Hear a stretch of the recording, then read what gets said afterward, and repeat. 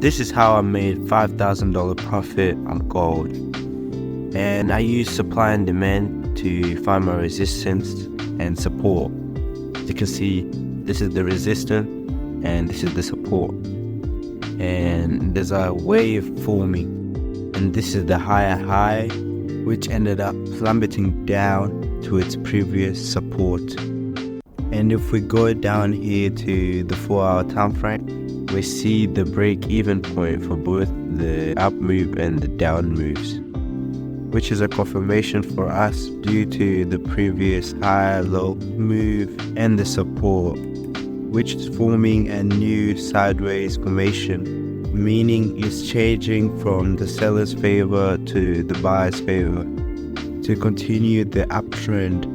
And so let's get our long position and put it down, set it down here, and set our take profit at the previous high-low, which is there. And now we fix our stop loss, and many people would put their stop losses all the way down, but gold is unpredictable, so I keep my stop losses tight.